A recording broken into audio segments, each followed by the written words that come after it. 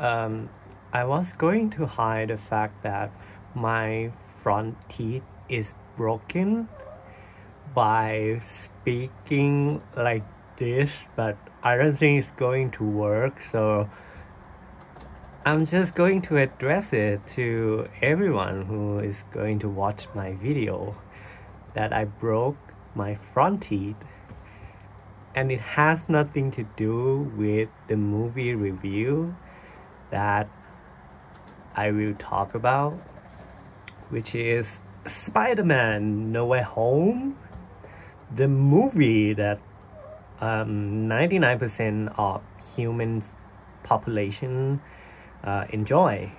And guess what?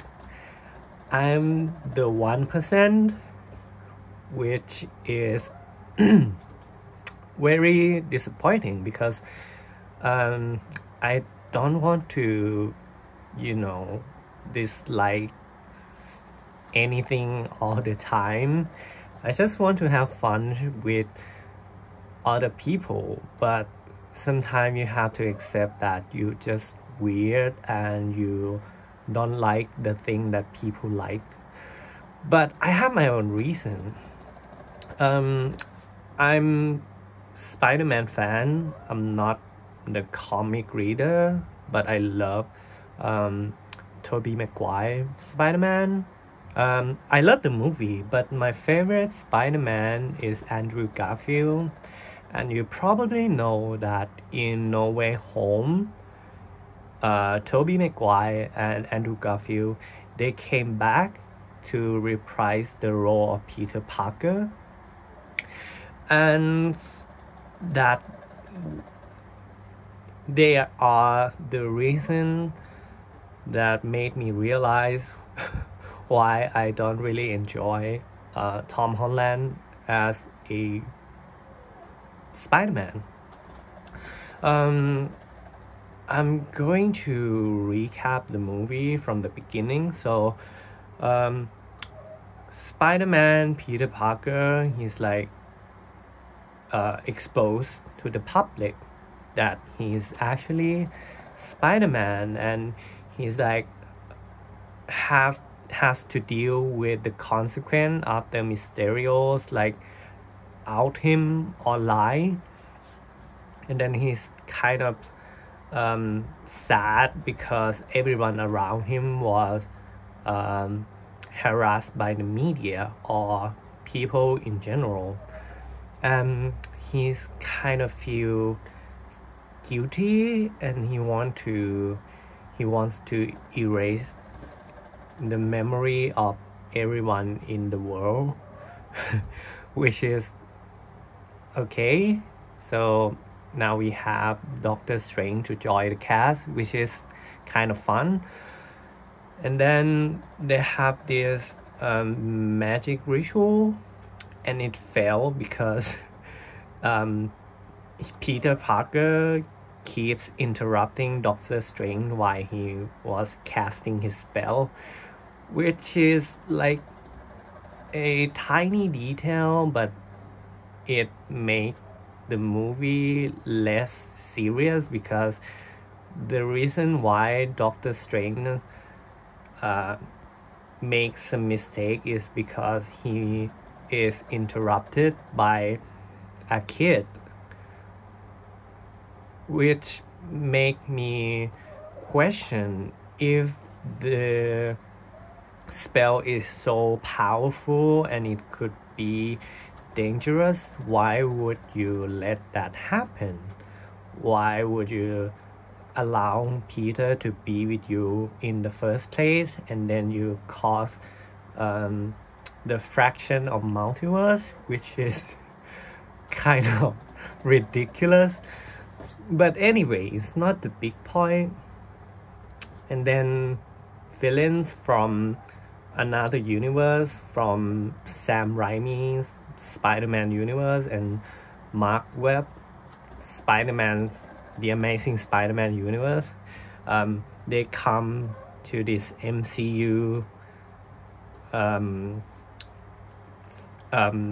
New York, and then they are hunting Tom Holland, I'm going to use the real name of the actor so that I'm not going to be confused in the future. So they come and hunt him. They hunt Tom Holland. I thought it's going to be a story about him fighting all the villains, but then it turned out to be a story of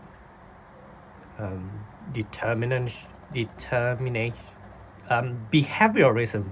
Like Tom Holland is trying to help these villains to become good again. So it's like very different from what I expect in the first place, but it's kind of also good at first. But then when he is trying to help them, the Green Goblin reveals that he's actually still evil all along, and Tom Holland couldn't help them eventually, or maybe he can, but the point is they betray him. So he's like very angry, and he wants to kill Green Goblin, which shift the dynamics of the story. So now it's not about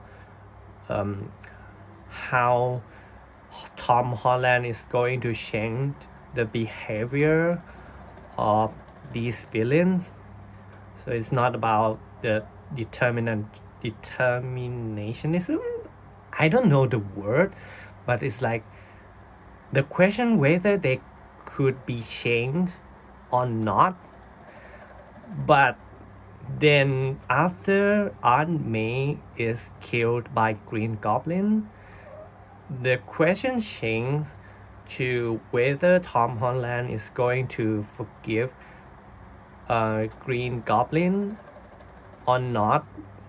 So there are many topical subject matters happen in one movie, and I think it's kind of confusing for me. And then we got more Spider-Man to,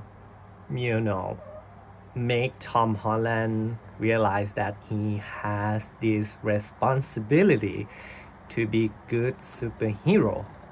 And Tobey Maguire and Andrew Garfield say something like, they have been through shit as well, so there is no excuse to be a dick. You cannot kill Green Goblin, but you can tell that he is still angry and he wants to kill Green Goblin anyway. And then they have this final battle, and everything resolved in very simplistic way, which didn't really enhance the theme of behaviorism or the how to forgive your enemy. There is a scene which I think very distracting. Like Tom Holland is going to kill Willem Dafoe with his surf glider, and then Toby stopped him, which is weird in terms of writing, because now Tom Holland didn't decide whether to kill Green Goblin or not by himself, because he has to be stopped by Toby.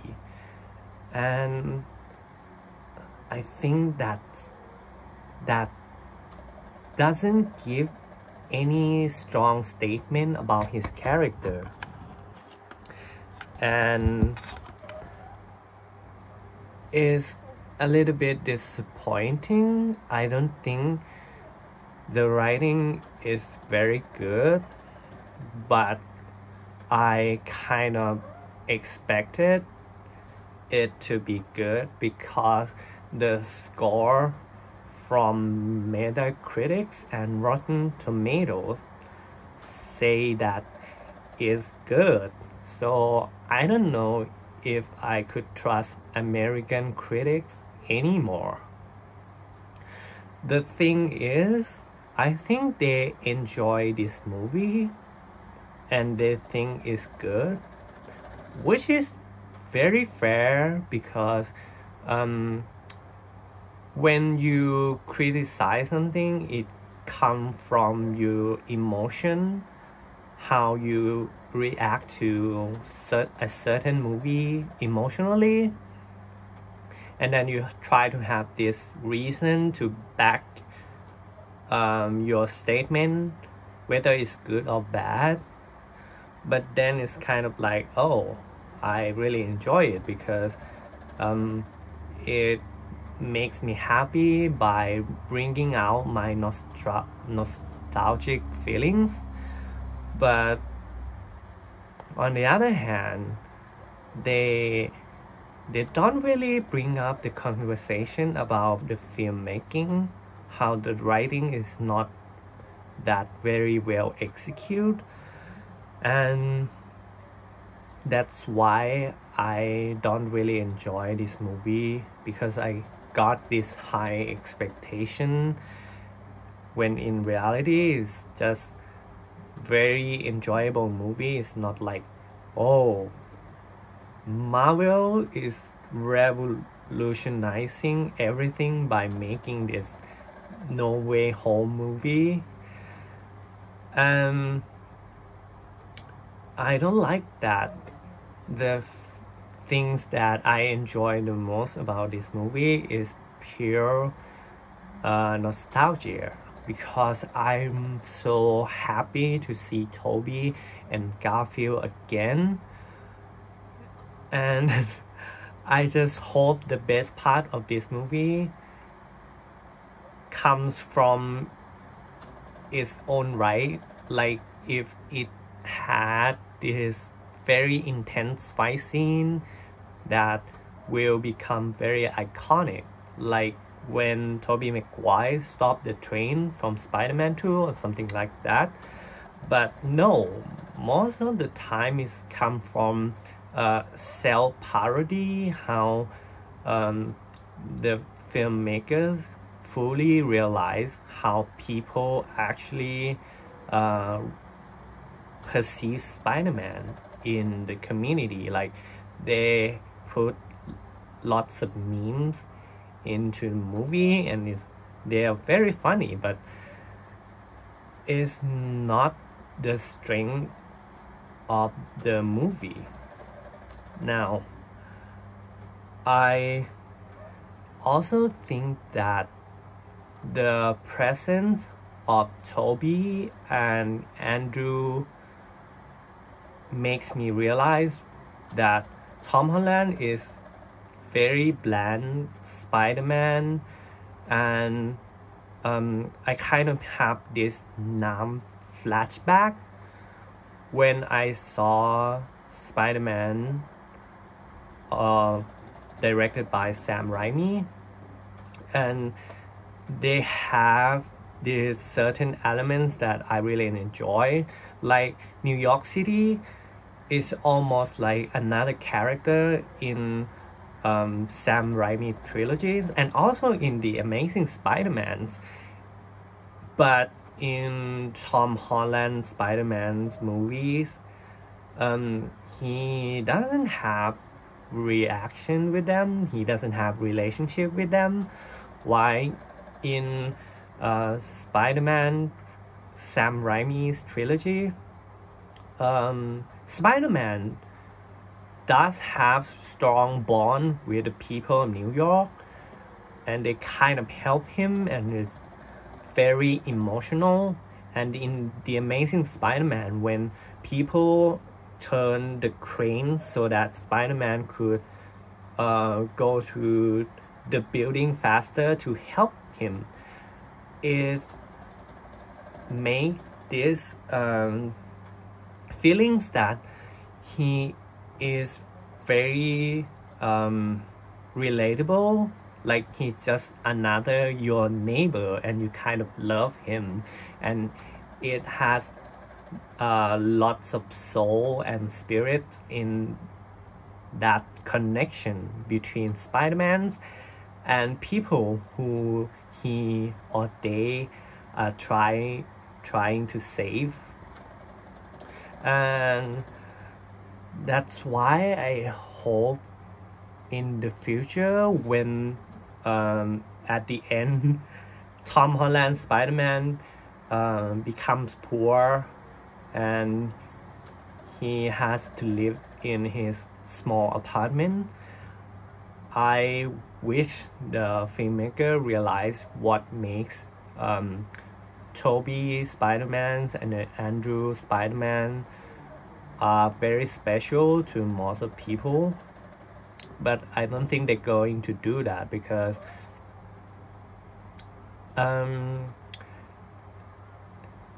the movie from Marvel they're not self-contained anymore. Like the identity of them could not be more overt than the branding of Marvel. So I think that's why the personality of Tom Holland's Spider-Man doesn't shine as much as Tobey's and Andrew's. But I don't know, maybe they could figure it out and make it better in the future. And please don't try to find my address and attack me just because I don't think it's very good, as many people say. I'm just a wannabe movie reviewer who doesn't possess a very strong English communication skills.